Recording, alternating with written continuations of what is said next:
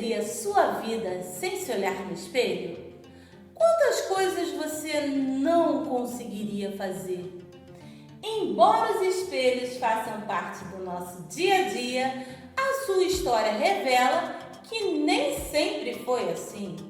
Talvez a primeira forma que o homem encontrou de ver sua própria imagem tenha sido por meio do reflexo da água. Mas o primeiro espelho criado foi desenvolvido na Idade do Bronze, em 3.000 anos antes de Cristo, por determinados povos da atual região do Irã, que começaram a polir pedras com areia com o intuito de refletir a imagem projetada, mas bastante desfocada. Bem mais tarde, no século XIII, em Veneza, foi desenvolvida uma técnica que se baseava na junção de placas de metal e grandes camadas de vidro, permitindo uma significativa melhoria da nitidez de uma imagem no espelho. Mas durante a Idade Média, os espelhos só podiam ser vistos em palácios, porque com a quantia que se pagava por um espelho simples, dava perfeitamente para comprar um imponente navio de guerra. Eu tenho uma fofoca quentíssima.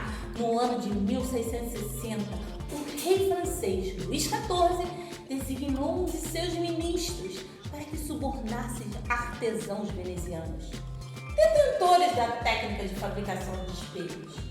Graças a essa tramóia, os franceses tiveram condições para construir o lendário Salão de Espelhos, encontrados no Palácio de Versalhes. Olha que luxo! Eu fui até lá para registrar isso para você. A Revolução Industrial popularizou a parada. Os espelhos começaram a ficar mais baratos. E aí, minha filha, qualquer família das mais variadas classes sociais podia ter um. Mais que um simples adereço para o exercício da vaidade, os espelhos nos permitem conhecer importantes princípios da física. O espelho reflete a luz de maneira regular, ou seja, sua superfície recebe a luz e envia de volta, seguindo o mesmo padrão. Essa reflexão é conhecida como regular ou especular. Mas afinal, como posso identificar esse fenômeno da reflexão? A reflexão ocorre quando um feixe de luz incide uma superfície de separação de dois meios e retorna ao mesmo meio que se propagava. Existem duas leis que descrevem o comportamento dos raios na reflexão. Primeira lei: o raio incidente, o raio refletido e a reta normal, a superfície refletora, são coplanares.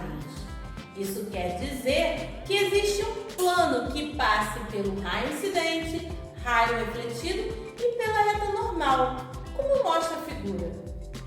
Segunda lei: o ângulo incidente e o ângulo refletido são iguais. Isso significa que o ângulo formado pelo raio incidente e a reta normal é igual ao ângulo formado pelo raio refletido e a reta normal.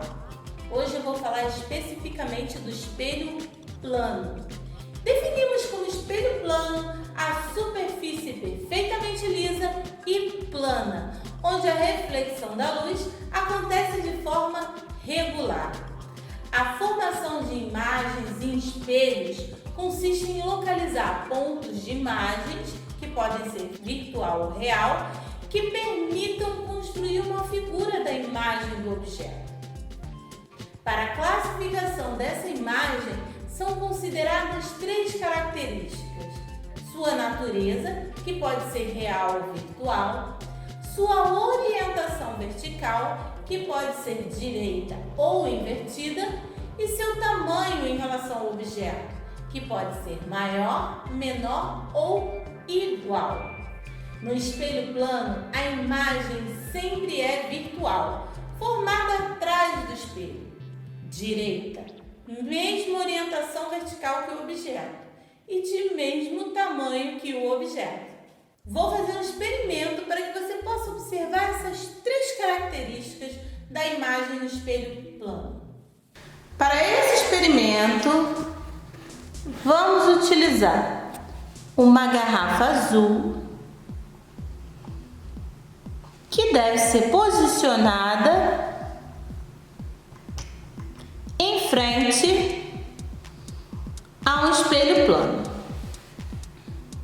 A distância da garrafa até o espelho deve ser medida. Então vamos medir. 15 centímetros.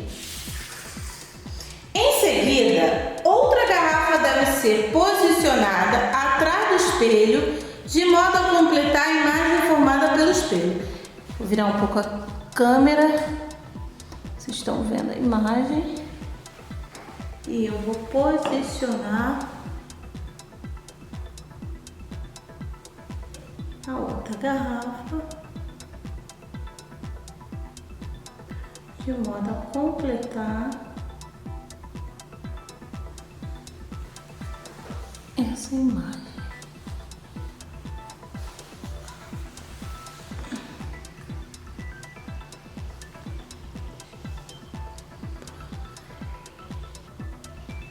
Acho que agora foi. Será? Será que eu consegui completar? Ó.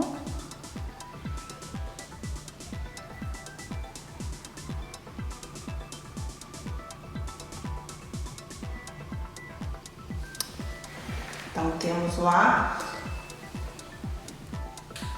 uma outra garrafa completando a imagem.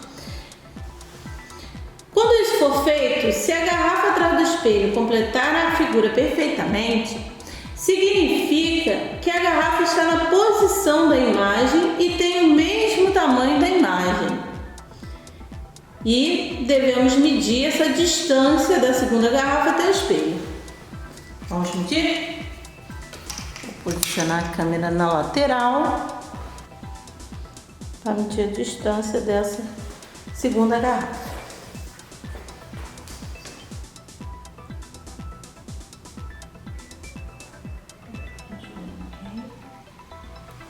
Também 15 centímetros.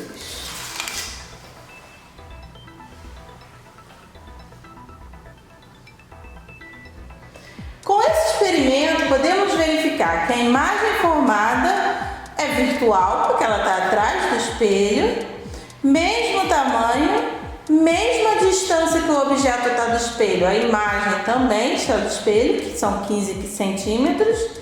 E ela é direita.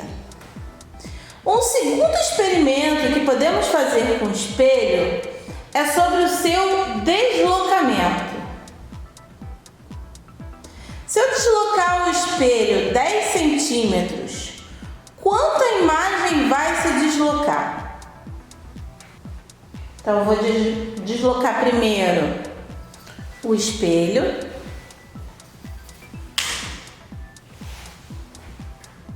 10 centímetros.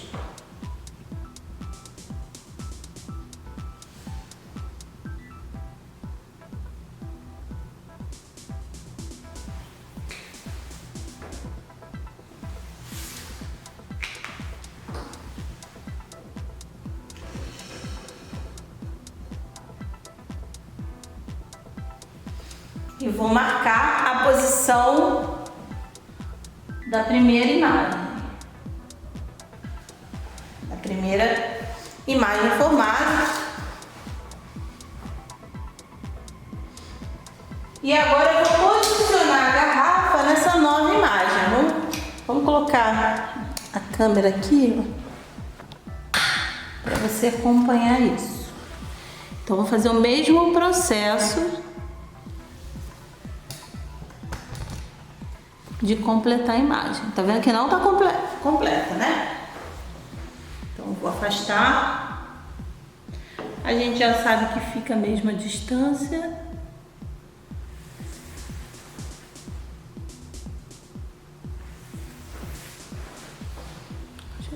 Vou dar um zoom pra gente ver se tá completo. Acho que tá um pouquinho.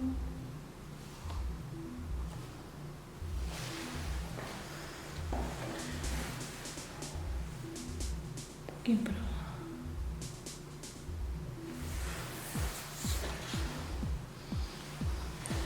Então vou levantar a câmera.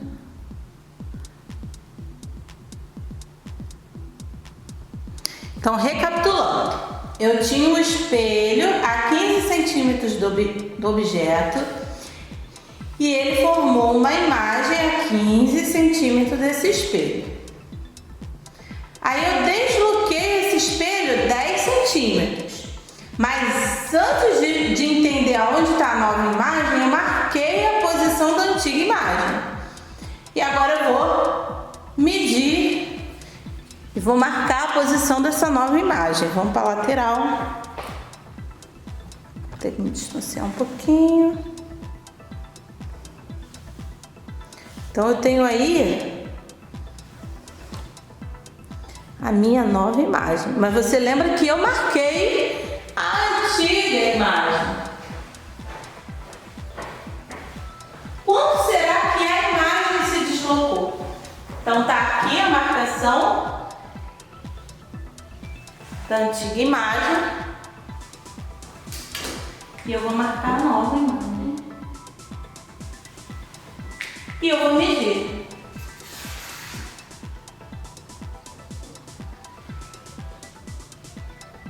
Aproximadamente 20 centímetros.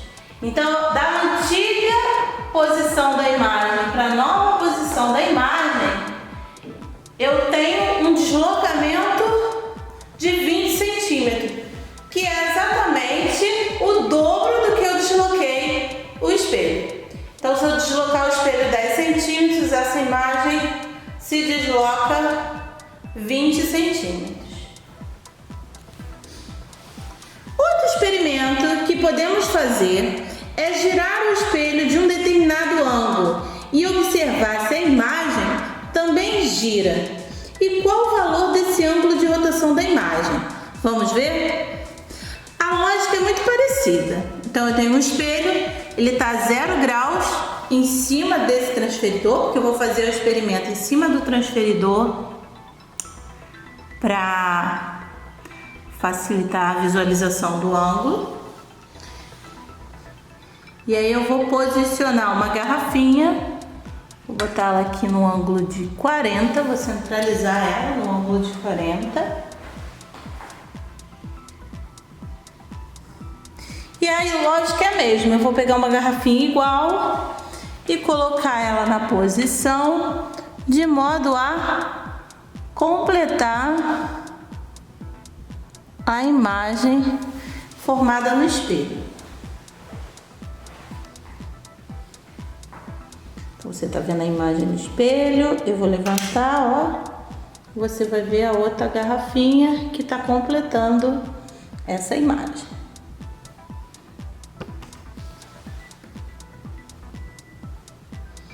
E aí eu vou girar esse espelho.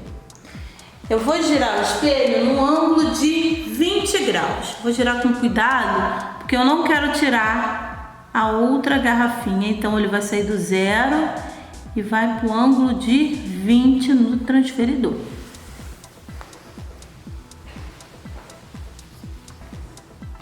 Então, para vocês entenderem, ele estava no 0 e foi para o ângulo de 20. Eu deixei a antiga garrafinha lá. Vou pegar uma terceira garrafinha. Vou pegar o espelho de frente. Posicionar uma terceira garrafinha de modo a completar a imagem.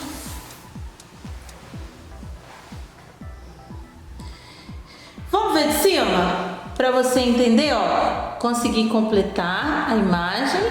Opa. Peraí. Vamos dar uma viradinha aqui. Tá um pouquinho.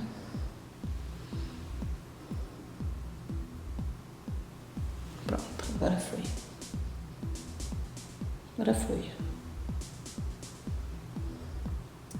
Então vamos ver de cima o que aconteceu.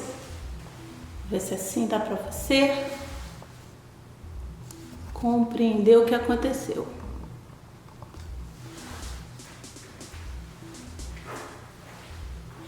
O espelho estava no 0. Quando ele estava no 0, a imagem estava no 40. Eu desloquei, eu girei o espelho, na verdade, eu girei o espelho 20 graus e formou uma nova imagem, mas agora em cima do ângulo de 80. Ou seja, o espelho girou um ângulo de 20 graus e a imagem um ângulo de 40, porque de 40 até 80 eu tenho o dobro do que eu girei a imagem, tá? Então as garrafinhas atrás do espelho estão completando a posição das imagens, né? A antiga e a nova. São as duas garrafas atrás do espelho. Então dá pra ver o giro de 20 graus do espelho, ele estava aqui alinhado no 0. E depois que ele foi para 20 graus, a outra garrafinha foi posicionada no 80 para conseguir completar a imagem. Ok, pessoal?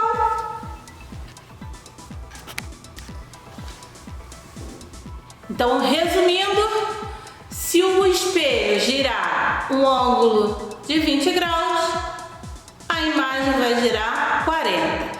Ou seja, a imagem ela gira um ângulo que é o dobro do que é girado o espelho.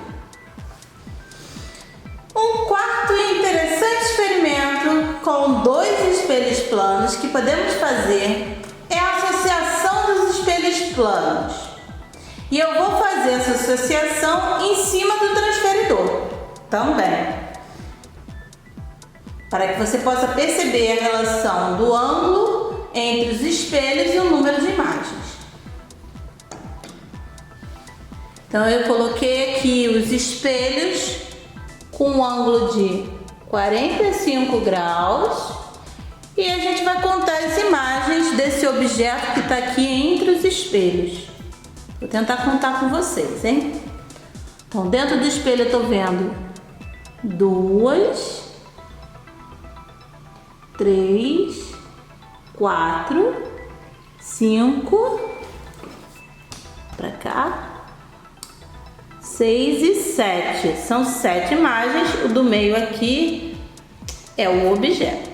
Então, para o ângulo de 45 graus, eu tenho 7 imagens.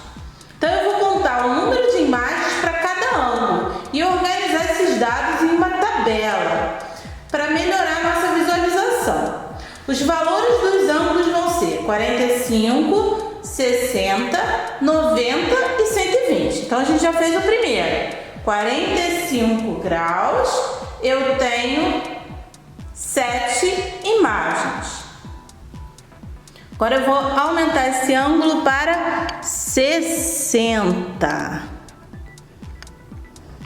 Deixa eu posicionar o espelho direitinho. Botar o objeto no meio e girar aqui, ó, o espelho para você visualizar melhor. Então, no ângulo de 60 tem 1, 2, 3, tem uma imagem ali atrás, bem na junção dos espelhos, 4 e 5. Ângulo de 60 graus, eu tenho 5 imagens formadas. O ângulo entre os espelhos de 60 graus, 5 imagens. Vamos agora para o ângulo de 90, ângulo reto. Vou girar aqui o espelho para você me ajudar a contar essas imagens.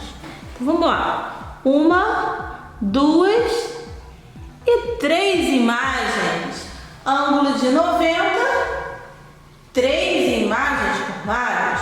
Vamos mais um ângulo para completar a nossa tabela. 90, 100, 110, 120. Então eu tenho aqui, ó. Opa, peraí que eu tô Ajeitando os espelhos direitinho no ângulo de 120. Vou posicionar o meu objeto bem no meio e vou girar para vocês me ajudar a contar, ó. 1, 2 imagens. Vou dar até um zoom. 1, 2 imagens. Ângulo de 120 graus, 2 imagens. A partir da tabela, podemos chegar à seguinte expressão que relaciona o número de imagens formado e o ângulo entre os espelhos. N é igual a 360 dividido por alfa menos 1, onde N é o número de imagens formadas e alfa o ângulo entre os espelhos. Para finalizar a aula, eu gostaria de falar sobre o campo visual. O campo visual para um observador é toda a região do espaço que esse observador consegue ver graças à reflexão no espelho. Para delimitar o campo visual, basta traçar raios incidentes a partir do observador até as extremidades do espelho e fazer a sua reflexão. O espaço delimitado pelos raios refletidos, resultantes dessa reflexão, determina o campo visual. Hoje eu vou parar por aqui. Muito obrigada pela sua companhia e até a próxima aula. Tchau!